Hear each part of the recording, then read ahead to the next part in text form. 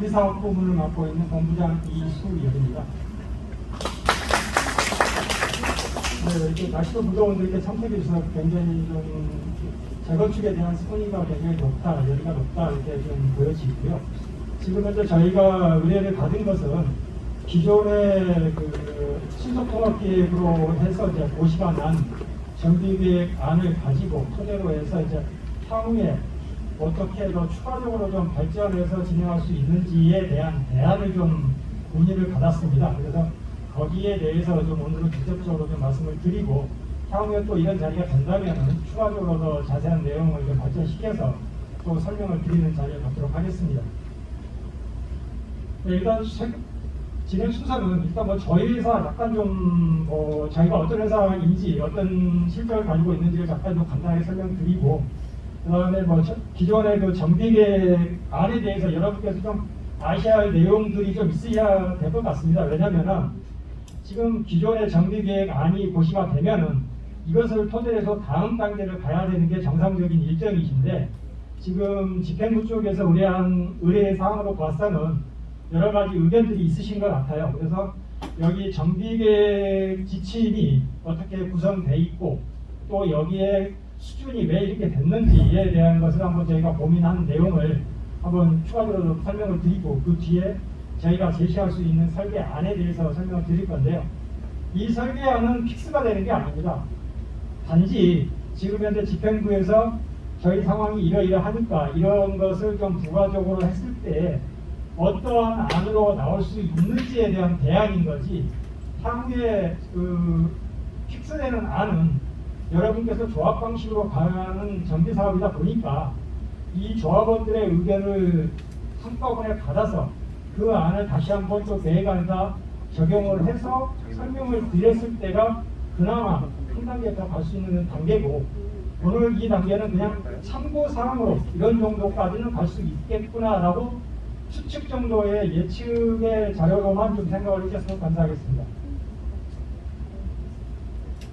네, 일단 저희 회사는 2002년도에 개인 사업자로 시작을 해가지고 2003년도에 법인으로 전환했습니다. 그래서 지금까지 지금 유지를 하고 있고요. 그리고 사업자 위치는 저 강남구 개포동에 위치하고 있습니다. 그래서 저희는 설계사무소 보니까 설계 업무로 할 수 있는 업무는 거의 다 수행을 하고 있지만은 저희가 주로 메인으로 생각을 하고 있는 부분은 정비사업 부분을 좀 중점적으로 좀 진행을 하고 있는 업체라고 좀 말씀을 드릴 수 있겠습니다. 그래서 저희가 하고 있는 정비사업 중에 좀 몇 가지 대표적인 안만 좀 설명을 좀 간단히 드리겠습니다. 지금 현재 보고 계신 조광도는 이제 법동2구역 주택 재건축 정비사업입니다. 이게 1,500세대 규모로 해가지고 지금 이제 준공된 지가 한 2, 3년 정도 됐고요. 다음 동원은동 8구역 주택 재개발 정비사업입니다. 이것은 1881세대로 지난달에 준공이 된 그런 현장이 되겠습니다. 그리고 북단 4구역은 기존에 지금 한 3,000세대 정도를 계획을 하고 있는데 기존에 이제 인허가가 끝난 상황에서 지금 건축 경기가 좀 바뀌다 보니까 설계 변경을 하자고 해서 이제 설계 변경 시기를 좀 준비를 하고 있습니다. 그리고 청주 남주동 9구역 가로주택 정비사업이고요. 다음은 이제 한양연립 가로주택 정비사업인데 이것은 한양연립 같은 경우는 광진구 구이동에 있는 그 현장인데 저희가 올 초에 한 4월달 정도에 서울시 시비를 득해서 지금 현재 이 사업장 같은 경우는 이제 관리처분 계획을 수립하고 있고 다음 달 정도 이번 달 말이나 다음 달 정도에 그 총회를 통해서 이제 사업체 인가를 진행하려고 예정하고 있는 그런 현장이 되겠습니다. 그 밖에 뭐 오산빌리지 소규모 재건축 사업 등이 있고 이제 등등 이제 기타 여러 사업들을 진행했습니다. 뭐 저희 소위 이렇게 간략하게 마치고요. 지금부터는 이제 여러분께서 관심을 가지고 한번 좀 설명을 좀 깊게 좀 들어주셨으면 감사하겠습니다. 네, 일단 그 사업 진행 방식으로 보면은 여러분께서 재건축을 한다는 그 개념 자체는 기존에 있는 집을 헐고 이제 새로 신축한다는 그 일념 하나만 가지고도 분명히 생각을 하시는데요. 대부분들이 보시면은 이 시행사업이라고 하는 것은 이제 소위 말하면 이제 그 주택단지 안에서 몇 개의 그 필지를 좀 합쳐가지고 개인이나 아니면은 그 뭐 시행사라고 하는 이제 개별 일반 법인 단체가 토지 전체를 매입을 해서 이제 이 주택을 공급해서 다시 이제 일단 땅을 매수를 하고 그다음에 이제 신축을 해서 분양을 해서 이제 주택을 공급하는 그런 일반적인 방식인 거고요. 지금 이제 여러분들께서는 정비사업으로 사업을 진행을 하셔야 되는 겁니다. 재건축이다 보니까. 그러면은 정비사업에서는 이제 조합이 주체가 돼서 진행하는 방식이 있는가 반면에 또 신탁사업으로서 신탁사에다 의뢰를 해가지고 신탁사에서 주관으로 이제 진행하는 방식이 있습니다. 근데 이 조합 방식과 신탁 방식의 차이는 이제 뭐 주체가 누구냐에 그 포인트가 있는데 전반적으로 그 전국적으로 봤을 때 정비사업을 진행하는 거에서 보시면은 조합 방식과 신탁 방식의 두 차이의 비율을 보게 되면은 월등히 조합 방식의 비율이 굉장히 높습니다. 왜 그러냐면은 이 조합 방식 같은 경우는 모든 업무의 추진 단계에서 결정권은 조합, 지금 현재 소유하고 계신 분들 조합원들한테 결정권이 있으신 거고 여기에 나오는 이득이 됐든 불이익이 됐든 그 모든 것에 대한 책임은 조합에서 결정했고 조합에서 가지고 가시는 겁니다.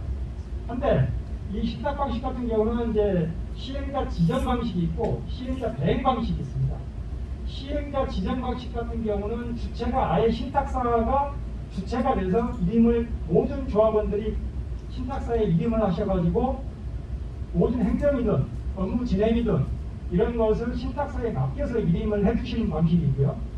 그다음에 밑에 있는 대행자 방식은 주체는 조합인데 메인 회의라든가 주관하는 메인 업무, 행정적인 업무를 주관으로 보는 게 대행, 신탁사가 조합을 대신해서 결정권을 가지고 행사하는 방식에 약간의 좀 차이가 있습니다.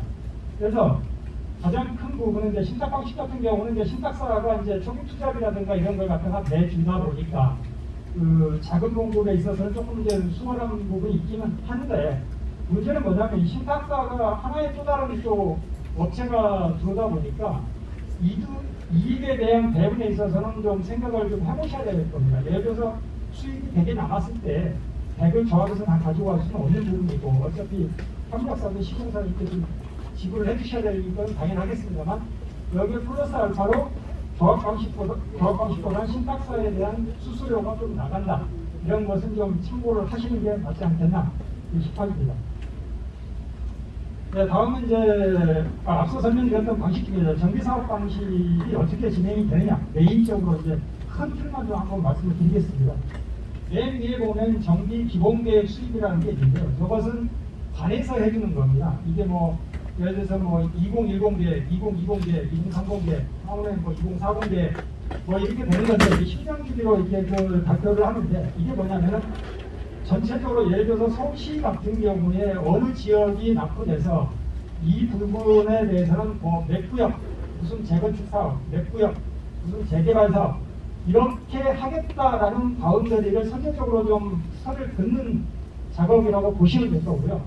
그 다음에 정비계획이 수립이 되게 되면은 이 정비계획 수립에 비춰서 정비구역 지정을 합니다. 이 정비구역 지정은 뭐냐면 지금 여러분께서 하셨던 지난 4월 달까지 해서 이제 하셨던 신속통합 기획이 했던 일이 바로 이 업무입니다. 정비구역 지정. 이 업무를 하고 나면은 다음에 이제 조합 설립을 위한 추진위원회를 승인을 받으셔야 되는데 이 같은 경우는 뭐냐면 토지등 소유자, 지금 현재로서는 토지등 소유자라는 건 뭐냐면 현재 가지고 계신 분, 그러니까 지금 살고 계신 분들이 소유자분이신데 여기를 통칭 조합 설립되기 전까지는 토지등 소유자라고 명명을 하고 있습니다. 보통용어로. 그래서 토지등 소유자분들의 과반 이상의 찬성을 하는 동의서가 있어야만이 추진위를 구성할 수가 있습니다. 그리고 여기에서 주로 하는 일 같은 경우는 다음 단계인 조합을 가기 위한 전제 조건, 예를 들어서 뭐 정관 아니면 어떻게 운영할 것인지 또 뭐 선관위 구성이라든가 이런 것들의 조합 설립을 위한 기초를 다지는 작업을 하는 조직이라고 보시면 될 것 같습니다. 그래서 여기에서 조합 설립 인가를 가기 위하면은 이 전체 토지등 소유자의 75%의 또 동의가 필요하십니다. 그래야만 조합 설립이 가능한 겁니다. 그래서 이 정비사업 같은 경우는 누가 하고 싶다 해서 할 수 있고 누가 하기 싫다 해서 할 수 있는 그런 사업이 아니고 여러분들의 의지가 가장 중요하다는 겁니다. 그래서 궁극적으로는 최소한 75%의 동의가 있으셔야 정비사업을 추진할 수가 있습니다. 앞서 설명드렸던 정비구역이 지정된다 해서 무조건 갈 수 있는 게 아니고 그것은 그냥 구역 지정 이 정도 바운더리 가지고 재건축을 할 수 있다 이런 정도에 관해서 허가를 해준 정도인 거고, 향후에는 말씀드렸던 것처럼 추진위와 조합조직을 통해서 여기까지 오셔야 그 다음부터 본격적인 절차를 밟아가면서 할 수가 있는 겁니다. 그러면 조합조직하고 나면은 그 다음에 이제 뭐 사업시행 인가계획을 하게 되는데, 이 과정에서 뭐 협력업체든 아니면 또 건축심의라든가 기타 뭐 심의 받을 수 있는 부분을 받고, 그 다음에 사업시행 인가, 소위 말하면 허가를 받게 된다고 보시면 될 것 같습니다. 그리고 허가가 나가게 되면은 그 다음에 이제 분양 요구하고 분양 신청을 하는데, 이 부분에 대해서는 조합원들이 1순위로 이제 분양 신청을 받으시는 거고요. 그래서 보상 신고가 끝나고 나면은 관리처분 계획이 수립이 되는데, 이 관리처분 계획이 뭐냐면은 여러분께서 항상 이런 설명을 하게 되면은 가장 먼저 질문하시는 게 이 자리에서 분명히 한 번쯤 나오지 않을까 싶은 게, 제가 몇 평에 살고 있는데 몇 평 갈 수 있어요? 아니면은 돈을 얼마나 받을 수 있을까요? 아니면 돈을 얼마나 내고 들어가야 됩니까? 이 질문이 궁극적인 목표입니다. 이 자리에 계신 분이 궁금해하시는 거죠. 근데 그것을 이 자리에서 답을 줄 수 없는 게, 그 답을 드릴 수 있는 포인트는 여기까지 와야 그걸 할 수가 있습니다. 왜 그러냐? 지금 현재 여러분께서는 그냥 재건축을 하겠다는 의지만 있으신 거지, 현재 가지고 계신 자산은 평가가 될 수가 있는데, 정후자산이라고 해서 미래의 자산, 그러니까 어떤 집을 어떻게 지을 건지의 결정, 내가 몇 평을 갈지에 대한 결정, 그 다음에 공사비가 얼마가 들어가는지도 뭐 누가 시공하는지도 모르는데 공사비가 얼마인지도 모를 거 아닙니까? 그런 사업비가 결정이 안 돼 있다 보니까, 예를 들어서 뭐 계략적으로 보통 어디에 뭐 기계에 갔더니 얼마 드니까 이 정도는 드리겠습니다 라고 얘기할 수는 있겠습니다만은, 지금 이 자리에서 그런 얘기를 하게 되면 그게 머릿속에 남게 됩니다. 처음에 설명할 때 뭐 얼마고 얼마라고 했는데 가면서 계속 변화가 됩니다. 왜냐하면 물가도 올라갈 것이고, 또 더불어서 운영비 자체도 또 변경이 될 것이며, 면적도 변경될 것이고, 이런 변경되는 요소 때문에 계속 저 공사비, 최종 수입에 대한 액면가가 계속 바뀌다 보니까 뭐라고 말씀을 못 드립니다.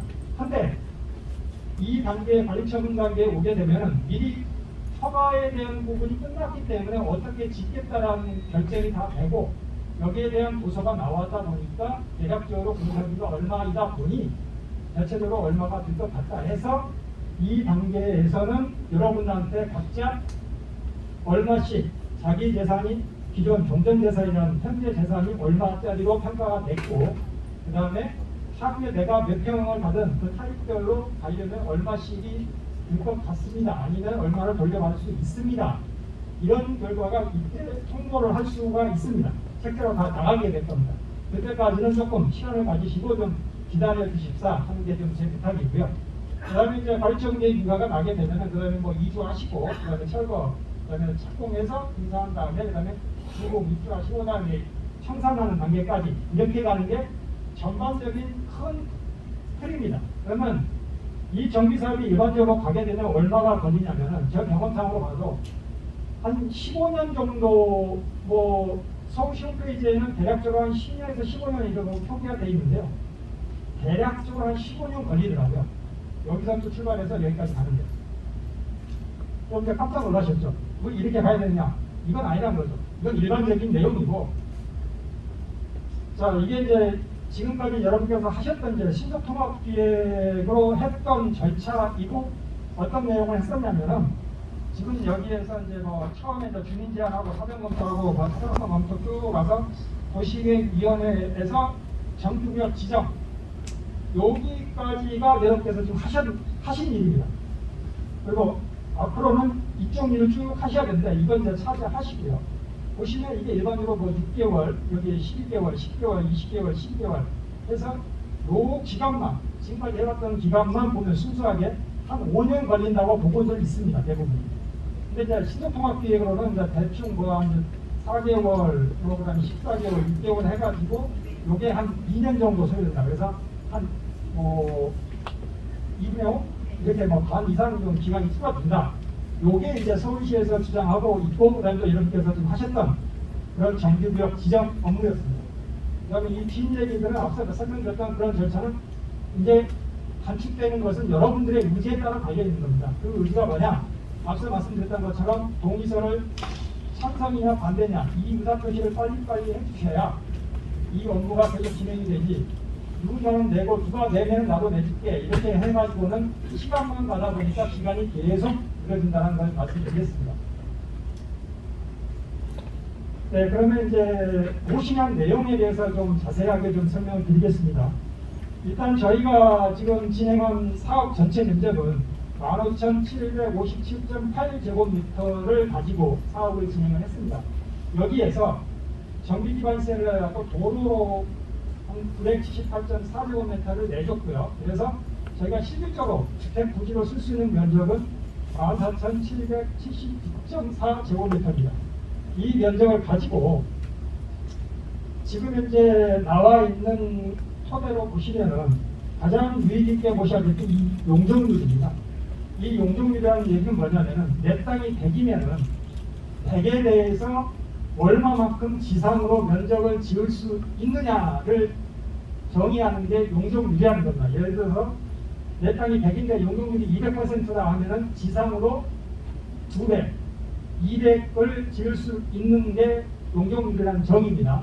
그럼 여기에서 보시면은 용적률도 일단 그 일반적으로 개인 사업, 그러니까 내 땅, 단독 필지 같은 경우라든가 뭐 이렇게 앞서 보셨던 시행 사업 같은 경우에 집단위 계획을 수반하지 않는 그런 사업 같은 경우는 서울시에서 지정되어 있는 용적률이 있습니다. 그래서 그것대로 하시면 되는데 정비 사업 같은 경우는 지구단위 계획을 동반할 수밖에 없는 사업입니다. 그래서 지구단위 계획 같은 경우는 용적률 체계가 기준 용적률이 있고 그다음에 허용 용적률이 있고 상한 용적률이라는 그 법적인 용어가 있습니다. 여기에서 기준 용적률이라 하는 것은 기본적으로 이 땅에 대해서 어떤 사업을 하려고 할 때는 아는 것도 아니고 기본적으로 그냥 베이스로 이 정도는 할 수 있다.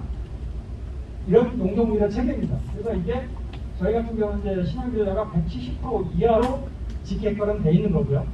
그 다음에 허용 용적률은 기준 용적률 더하기 어떠한 설계 기법적인 인센티브를 통해서, 그러니까 예를 들어서 뭐 친환경 주택을 더 한다거나 아니면 뭐 소셜 믹스라고 해가지고 뭐 큰평형, 작은평형, 뭐 임대 이걸 뭐 섞어서 한다거나 등등 뭐 이러한 설계 기법적으로 요구하는 부분들이 있습니다. 그것을 했을 때에 추가시켜주는 용적률입니다. 근데 신형빌라 같은 경우는 기준이나 허용을 동일하게 받습니다. 이제 그런 걸 안 해도 된다는 얘기예요. 그리고 지금 이제 정비계획 용적률은 184%로 이제 돼 있는데 이것은 뭐냐면은 이제 상한 용적률에 택하는 부분인데 지금 저희가 앞서 설명드렸던 것처럼 전체 면적 15,000제곱미터 정도 가량해서 한 980제곱미터 도로로 기부 체납을 한 게 있습니다. 그러면 원래 내 사업 부지인데 이거 갖다 그냥 서울시에다 기부 체납을 그냥 줄 수는 없고 이걸 준 대가로 해서 약 170%에서 183% 올리는 한 4% 정도를 올려준 겁니다. 그걸 내주는 대신에.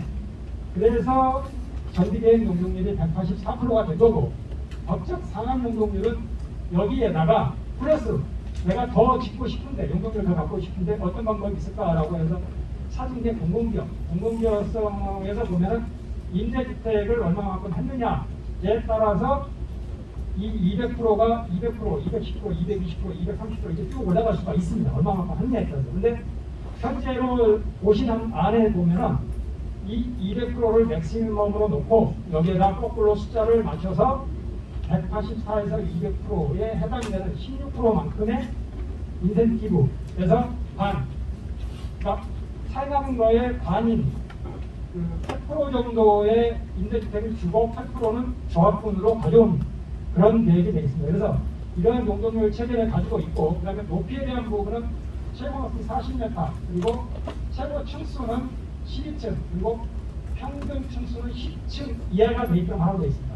여기서 가장 중요한 게 가장 궁금한 건 최고 층수 12층하고 평균 층수 10층인데 예를 들어서 최고 층수는 뭐 15층, 20층 준다 하더라도 평균 층수 10층이 있다면 어차피 평균 내에서 10층이 될 수밖에 없습니다. 이게 이제 가장 큰 여러분들이 궁금해하시는 왜 우리 단지는 이렇게 낮아야만 되는가에 대한 답이거든요. 그러면 여기까지 만드는 데 있어서 어떤 조건들이 붙었었냐면은 지금 건축물 높이에 대한 것은 용곡초등학교 지금 저희 단지 레벨을 보니까 그 단지가 저희가 한 40.5레벨 정도 되고요, 해발. 그다음에 용곡초등학교 운동장이 68.5 정도 되는 것 같아요. 지금 서울시에서 파악하고 있는 그 자료로 의하면요. 그래서 이 초등학교 운동장 레벨을 넘지 않았으면 좋겠다라는 조건이 하나, 가장 큰 조건이 하나 있고요. 그 다음에 초등학교 뒤에 이제 그 용마산이 있는데, 용마산을 좀 관통해서 좀 바깥쪽 큰 외부 도로에서 봤을 때 관통해서 보일 수 있게끔 어느 정도의 통경축을 확보를 해라라는 조건이 있습니다. 이 조건이 가장 크고요. 그 다음에 뭐 공공기여로 해가지고 뭐 저희 단지 초등학교로 올라가기 위한, 초중고로 올라가기 위한 그 계단이 있는데, 이게 좀 장애인이라든가 기타 이제 노약자분께서 이동하기 불편하시니까 여기에 뭐 엘리베이터라든가 아니면 별도의 이제 뭐 다리 브릿지를 만들어서 좀 연결을 해줬으면 좋겠다. 이런 걸로 이제 공공성을 좀 기여한 것 같습니다. 이거 타고 나머지 부분은 크게 뭐 차이나는 건 없습니다. 가장 큰 게 이제 요 레벨적인 부분하고 통경축 요 부분을 가지고 저희가 봤을 때 조금 건축 계획을 한 게 있어서 좀 제약상이 있지 않겠나 그렇게 보여집니다. 네, 지금 이 용적률 체계 계획도는 앞서 설명드렸던 안을 갖다가 정확하게 좀 숫자적으로 풀어놓은 거고요.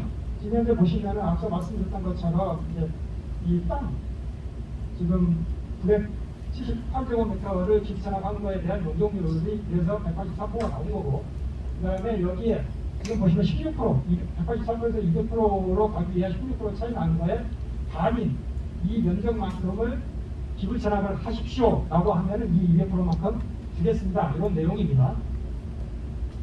그리고 이게 이제 거기에 따른 진단위계의 결정 도입니다. 보신 것처럼 이제 이 중간 부위가 이제 통경축이라고 해갖고 이 뒤에 이제 용마산이 좀 관통될 수 있게끔 보여게 말라는 얘기인 거고요. 그 다음에 층수는 이 중간쯤에는 최고 층수 아까 말씀드렸던 12층 정도를 배치하고 나머지 부분에 대해서는 토탈에서는 한 10층 정도 나오게끔 해달라 이런 뜻이 되겠고, 거기에 대한 배치도가 이러한 배치도였습니다. 이것은 과거에 한번 보겠어서 가고요. 이 설명을 좀 생략하도록 하겠습니다.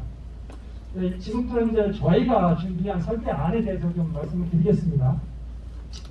먼저 이제 그 설계안 설명드리기 전에 이제 건축에 대해서 좀 어떻게 보면은 재건축에 대한 의지만 있으신 거지, 이게 어떻게 해서 이게 높이가 결정되고 용적률을 또 어떻게 체계가 가지고 있는지를 잘 모르시다 보니까 가장 기본적인 걸 좀 말씀을 드리겠습니다. 지금 이 용적률에 대한 부분은 가장 상위법은 국토의 개인이 이용에 관한 법률에 있습니다. 그래서 여기에 2종 일반 주거지역 같은 경우는 250%까지 지을 수 있는데, 서울시에서는 이 하위법으로 조례로 하는 게 도시계획조례라고 있습니다. 이 도시계획조례는 2종 일반 주거지역에서는 200%까지만 지게끔 되어 있는 겁니다. 이런 체계가 있는 거고, 여기에는 용적률하고 높이에 관해서 관장하는, 그러니까 지구 단위를 관장하는 법인 거고요. 이 용적률을 가지고 건축법으로 넘어오게 되면은 건축법에서는 이제 그 일조권이라든가 채광에 대한 뭐 이런 제약이라든가 아니면 동대동, 인동 간의 거리라든가 이런 높이 제한을 하는 법이 또 있습니다. 그래서 여러분께서 참 애석하게도 매스컴에서 지금 뭐 어떤 건축을 완화해 준다라고 하면은 일상 들어보면 용적률을 뭐 올려준다, 높이를 풀어준다 이 얘기까지만 들으셨을 겁니다. 그게 왜 그러냐면 그 법은 여기에 있는 거고, 그 숫자를 준다 하더라도 내가 조건이 안 되면은, 이 조건이라는 게 이런 조건입니다. 이런 조건이 안 되면은 숫자를 준들, 완화를 시켜준들 풀 수가 없습니다. 여기에 함정이 있으신 거예요. 자, 그러면은 어떻게 보냐? 지금 이제 한동, 두동, 한동, 두동 뭐 이렇게 돼 있고 전국 쪽 방향이 이렇게 생겼습니다. 그러면은 저희가 대충 한 10층 정도를 본다면은 건축물 높이가 한 29.25m 정도 되는 겁니다. 건축물 높이가요, 법적으로. 그러면 여기에서 이 대지가 이 동을 10층으로 한다면은 여기가 인접 대지니까 여기서 이게 떨어져야 할 거리가 보시면은 뭐 채광이든 전북 방향이든 0.5H라고 높이의 절반만큼이 떨어져야 되는 겁니다. 그러면 저희가 29.25m니까 0.5H 같은 경우는 14.625m 이만큼이 떨어져야 되는 거예요. 여기가 14.65m 정도가 떨어져야 되는 거고, 또 앞에 한 동이 더 있다. 그러면 얘가 10층이다. 그러면 10층 높이가 29.25니까 서울시 조례로 의하면은 인동이 0.8인치입니다. 높이에 0.8배만큼 떨어져야 된다는 법적 조항이 있습니다. 그래서 0.8이면 23.4m, 이게 23.4m가 떨어져야 되는 거고, 요 입장에서 보면 여기도 인접 대지니까 여기에서 아까 17이라고 했으니까 다시 한번 14.65m 정도 떨어지셔야 돼요. 근데 여러분의 대지는 어떻게 생겼냐면은 통상적으로 보면 가운데 툭 파져 있는 거 쪽을 보면 한 폭이 한 50m 정도 나오는 거고요. 저 넓은 쪽으로 보니까 한 83, 4, 7m 이 정도 되는 것 같습니다. 길이로 보면은 뭐 좌우 길이로 보면은 한 180m에서 한 200m 이 정도 되는 것 같고요. 그런 조건에서 이러한 조건과 이 용적률 조건을 같이 충족해서 해야만이 여러분들이 원하시는 용적률을 가져갈 수 있는 겁니다. 뭐 위치에 대한 부분을 좀 생각을 하겠습니다. 그러면은 제일 먼저 지금 그 집행부에서 말씀 주셨던 부분은 만약 지금 현재 200%로 보시면 남는데 이거 말고 250%를 가고 싶다. 그럼 어떻게 해야 되냐? 그러면은 전제 조건인 앞서 그 보시놨던 전제 조건을 배제를 하고 말씀드렸던 도시계획조례하고 건축조례, 서울시 도시계획조례하고 서울시 건축조례에 의한 것만 가지고 산정을 한 겁니다. 그렇게 했을 때 나올 수 있는 이 배치가 250% 아닙니다. 7층, 13층, 뭐 쭉 있고, 뭐 19층도 있고요. 이렇게 하게 되면은 한 84, 그러니까 분양에서 한 33평 정도 여러분께서 알고 계시는 걸로만 봤을 때 타입이 A타입, B타입인데 한 344세대 정도 하게 되면은 용적률이 250% 정도가 나오게 됩니다. 근데 보신 것처럼 좀 불가하시죠? 이게 이제 16대 과연 넘어갈 수 있겠느냐라는 물음표가 생기는 거고요. 그래서 일단 이 정도 수준은 나와야만이 250%를 갈 수 있다. 이런 말씀을 좀 드리는 거고요. 두 번째는 뭐냐면은 기존에 살고 계신 것처럼 전부 다 남향으로만 한번 가보자 라는 요구가 있으셨다고 하셨습니다. 그래서 남향으로만 좀 배치를 했습니다. 남향으로만 배치를 했을 때 뭐 11층, 뭐 10층, 11층, 11층, 11층, 7층 이게 왜 그러냐면 앞서 설명드렸던 것처럼 떨어져야 될 거리들을 쭉 적용을 한 겁니다. 그렇게 되면 이렇게 나오게 되면은 59, 그러니까 한 분양에서 한 24평, 그 다음에 분양에서 한 33평, 분양에서 한 40, 한 2, 3평 정도 되는 걸로 했을 때 254세대 정도 했을 때가 한 178평 정도 이렇게 나옵니다. 전세대 남향으로 가요. 그럼 뭐 이것은 어차피 그냥 여러분을 이해를 시키기 위한 아니지 사업성이 너무 떨어지다 보니까 이것은 뭐 가히 좋은 방법은 아니지 않겠나 이렇게 판단이 되어지고요. 자, 그러면 지금부터 이제 저희가 이 두 가지를 다 섞어서 한번 어떻게 될까 여기에 대해서 좀 한번 정리한 내용을 한번 설명드리겠습니다. 일단 뭐 면적 사업 면적은 앞서 설명드렸던 것처럼 뭐 이제 전체적으로 이제 사업 면적이 14,779제곱미터 한 4,400평 정도를 가지고 했을 때 지금 지역지구는 이종 일반 주거지역 7층 이하 지역입니다만은 저희는 이제 지하 2층에 지상 12층 정도로 지금 뭐 관에서도 12층 정도로 하라고 했으니까 그 정도를 했고 그다음 최고 높이가 40m 이하로 이렇게 했을 때 전체적인 연면적이 한 13,000평 정도 나올 것 같습니다. 그래서 여기에 대한 건폐율은 한 27.7%, 그다음에 용적률이 199.63%. 그래서 그 관에서 얘기했던 200% 이하의 수준은 들어온다라고 이제 말씀을 드리고요.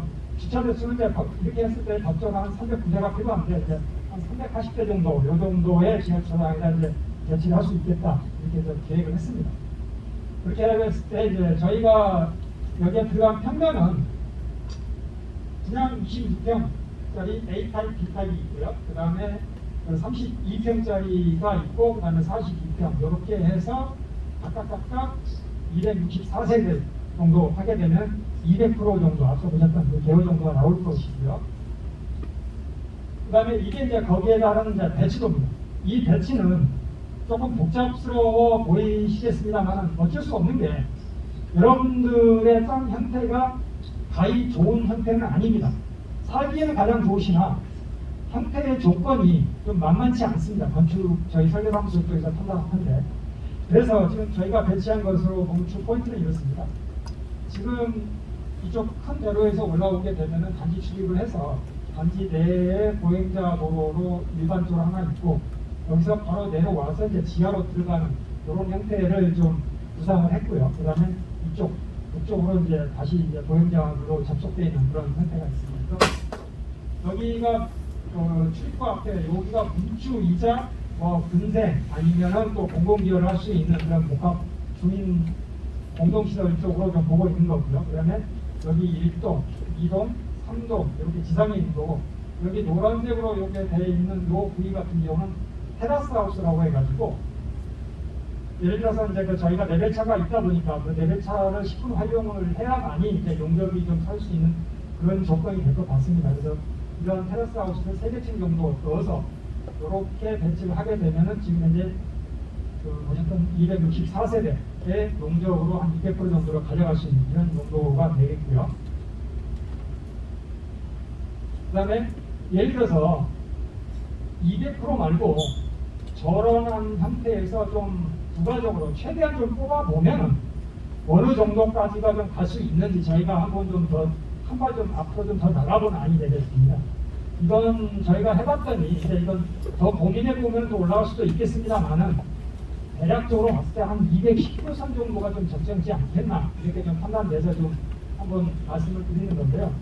210% 정도면은 전체적으로 보셨을 때 이제 그 연면적이 한 14,000평 정도 될 것 같고요. 그 다음에 세대수는 286세대 이렇게 정도 하게 되면은 210% 정도의 안이 될 것 같습니다. 자, 그건 그렇고 지금 앞서 보셨던 그 매치도에 들어간 유니티 형태는 그건 어떻게 생겼길래 그렇게 나오는 거냐? 일단 지금 보시는 게 이제 63, 그러니까 26평형. 네, 알겠어요. 그럼 유니트의 신앙관계사 유니트에 대한 부분은 향후에도 바뀔 소지가 있으니까 대략적으로 좀 모양만 보시고 좀 넘어가는 걸로 보겠습니다. 그 다음에 P타입, 이거 테라스형이고요. 그 다음에 32평형, 그 다음에 42평형 이런 타입이 되겠고요. 요게 이제 전반적으로 이제 저희가 배치도를 이제 시각화한, 여러분께서 이제 알아보기 쉽게 이제 시각화한 그 서쪽에서 봤을 때의 전면 그림이고요. 그 다음에 요게 이제 여기가 이제 파출소 자리입니다. 여기가 이제 그 남동 측에, 남산 측에서 바라보는 전경이라고 보시면 될 것 같고, 요게 이제 정면, 남측에서 바라본 그 모양이라고 보시면 될 것 같습니다. 그리고 이제 앞서 보셨던 것처럼 거기에 대해서 이제 가장 중요한 게 이제 뒤쪽에 있는 동측에 있는 학교들의 이제 일조 분석은 어떻게 되는 건지, 지금 이제 저희가 배치한 그 건물을 가지고 일조 분석을 했을 때 지금 보통적으로 8시부터 16시, 그러니까 오후 4시까지의 지금 그 일조를 따지게 됩니다. 학교에서, 학교 관련돼서는. 그래서 지금 보면은 8시, 9시, 10시, 11시, 12시 한 2시 정도까지 전혀 그림자가 지지 않습니다. 여기는 본 건물에 의해서 그림자가 지는 거니까요. 그래서 일조에 대한 부분은 충분히 빠져갈 수 있다. 이렇게 좀 말씀드릴 수 있겠습니다. 그리고 이제 마지막으로 지금 이제 최근에 이제 그 8월 16일 국토부에서 이제 재건축 활성화를 위해서 이제 발표한 내용이 있는데 그 중에서도 5대 과제라고 했습니다만 저희가 해당될 수 있는 것은 가장 큰 것은 이제 분담금을 좀 줄였다. 이게 가장 큰 포인트인데 중요한 아직 알맹이가 없습니다. 그렇게 하겠다는 취지인 거지 한 9월달 정도쯤에 이제 발표하지 않겠냐 세부사항은. 그러면 그런 상황에 대해서는 그때 가서 한번 좀 추가적으로 확인을 해서 적용을 하면 늦지 않겠다 싶고요. 그래서 이제 여기까지가 저희가 준비한 아니고 여기에 대한 동영상 잠깐만 좀 전체적인 단지 동영상 한번 보시고 설명을 좀 마치고 질의응답을 좀 받는 걸로 하겠습니다.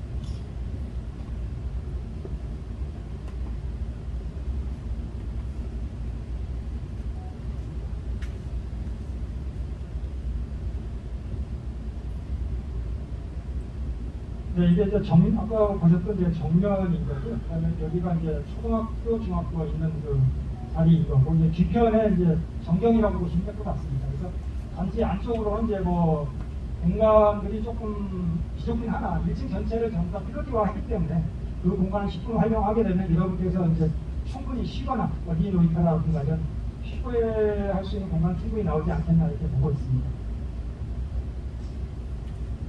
네, 단지 합으로 이제 진입을 해서 필로티화해 있는 그런 전경을 보시고 있고요. 여기는 이제 차량은 들어올 수 없고 이제 보행자 공간으로만 이렇게 좀 활용을 하고 마지막에 이제 특히 이제 비상 차량이라든가 앰뷸런스 소방차 이런 거 유입할 때 정도만 쓸 수 있는 그런 도로라고 보시면 될 것 같습니다. 아니 뒤쪽에 이제 그 인접기로 나갈 수 있는 그런 길이 되겠고요. 이런 언덕차가 있다 보니까 지금 현재 이 뒤쪽에 보시게 되면은 이 뒤쪽하고의 레벨차가 굉장히 심하실 겁니다. 단지에서. 그 레벨차를 좀 밑에 좀 동일하게 맞추고 이런 테라스 하우스를 좀 만들어서 앞서 설명드렸던 그런 형태를 좀 취하게 되면은 용적률 확보라든가 아니면 세대수 확보, 사업성을 좀 극대화하는 데 좀 도움이 되지 않겠나 이렇게 싶습니다. 그리고 이쪽을 통해서 쭉 내려오게 되면 이제 주차장으로 이제 바로 들어가거나 아니면 이러한 거는 부대에서 뭐 주민공동시설이든 아니면 관리사무소든 여타 이제 여러분께서 원하시는 위치에 그런 걸 배치해서 사용하면 되지 않겠나 싶습니다. 근데 저희가 지금 여러분께 보여드리기 위해서 이해를 좀 돕기 위해서 좀 만든 영상이었으니까 작게나마 이렇게 좀 이렇다라는 것만 좀 아시고 여기서 설명을 좀 마치고 궁금하신 거 있으시면 질의응답 하는 시간 갖도록 하겠습니다. 네, 우선 그 준비해 주신 진화건축 담당자님께 박수 한번 주세요. 감사합니다. 질문 있으시면 질문 받겠습니다.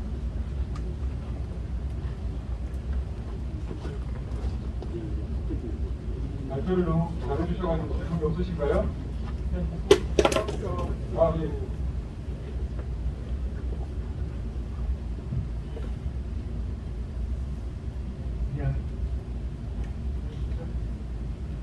이동 201호입니다. 제가 여쭤보고 싶은 게 지구단위 변경을 하겠다고 24일부터 공청회 하는데 그게 만약 지구단위 변경에서 좀 전제에 되면 우리 단계도 이렇게 혜택이 있을 수 있나요? 지구단위 변경에 대한 사항은 지금 저희도 그런 의견이 많다고 하셔서 장진구 담당하고 좀 얘기를 좀 나눠봤습니다. 근데 이 현장 같은 경우는 관에서 주도하여서 신속통합기에 대한 절차를 밟으면서 왔다 보니까 이것을 진행하는 과정에서 여타의 의견들이 굉장히 많이 수렴이 된 걸로 알고 있습니다. 그래서 기본적으로 이러한 내용을 담아야만이 향후에 그 변경될 수 있는 여지가 있다 하더라도 이것은 지켜야만 된다. 다른 취지가 있는 거고요. 지금 말씀 주신 것은 이제 궁극적으로 용적률을 올 수 있느냐, 요거에 관점을 주시는 것 같은데 말씀드렸던 것처럼 제가 한번 숫자적으로만 한번 계산을 해봤습니다. 앞서 기본적으로 200%까지는 그냥 가실 수 있어요. 저와 아는 대로 가신다면. 근데 여러분께서는 250%를 원하시는데 250%를 원하신다면은 지금 현재 기존 용적률이 저희가 184% 있지 않습니까? 상한으로. 이제 나머지 200%에 대한 것은 이제 그 임대로 채웠었으니까 250%에서 184%를 뺄게 되면 66%가 남습니다.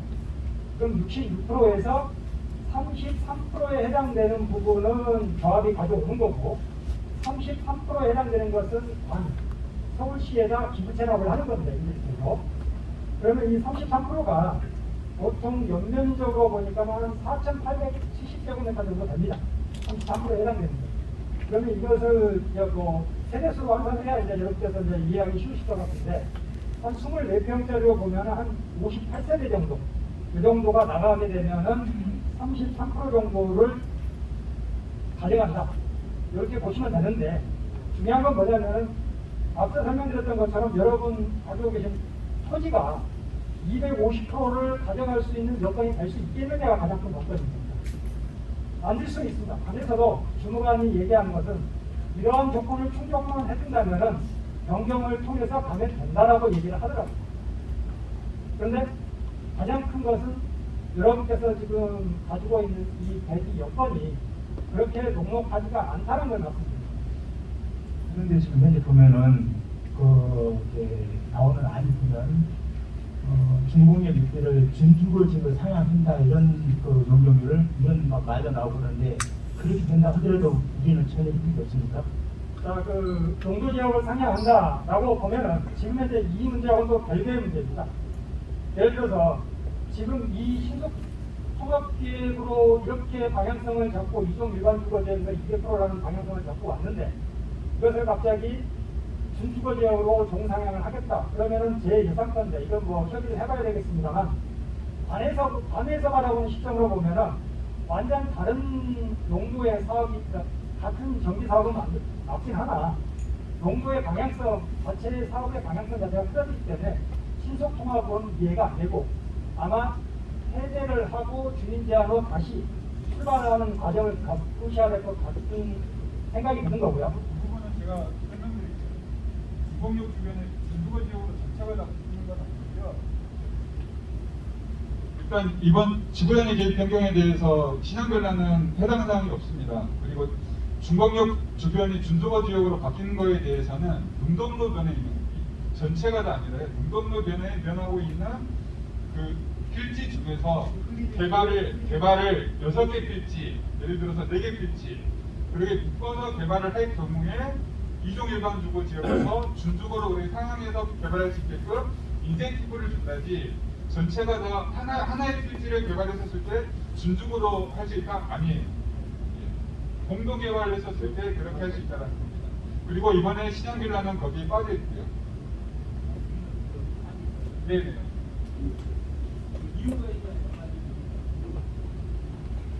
빠진 이유가요?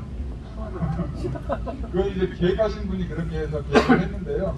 네, 아까 말씀드렸듯이 거기 도면을 보시면 도면에 이제 컬러링으로 해가지고 그렇게 구분이 돼 있어요. 그래서 그렇게 계획이 돼 있습니다. 지금 예예예 맞습니다. 네, 또 다음 질문하실 분 계신가요? 제가 한 가지 질문 드리겠습니다. 아까 대안 4번에 보면 용적률 여지를 주셨어요. 상향시킬 수 있는 여지를 주셨지만 용적률 210%더라고요.